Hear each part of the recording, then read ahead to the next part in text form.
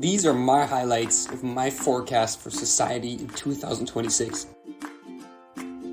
The three forces which will have the biggest impact on our future in 2026 are Asia's reemergence, communications and technology, and overly liberal activism.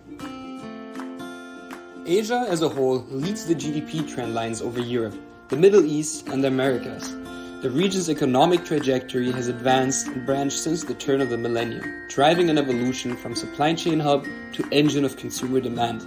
Today's Asia sees entrepreneurs building world-leading businesses, trade pacts, facilitating both talent migration and cross-border commerce. A new Chinese capital, with its tech focus and Belt and Road linkages helping to lift regional economies. And with the G7 taking renewed interest in having more influence in the region, more investment could be on the way. At the same time, Asia's own governments are becoming innovators, deploying digital technology for healthcare, personal identification, and currencies. It all comes to potential to pull the world's economic gravity east. Logical change, reshaping growth will only intensify as artificial intelligence, advanced robotics, and cyber-physical systems take the digital revolution to another level. We may be on the cusp of what has been termed the fourth industrial revolution. And globalization is going increasingly digital, and transformation that, similar to the fourth industrial revolution, has been termed globalization 4.0. Advances in digital technologies hold considerable potential to lift the trajectory of productivity and economic growth, and to create new and better jobs to replace old ones.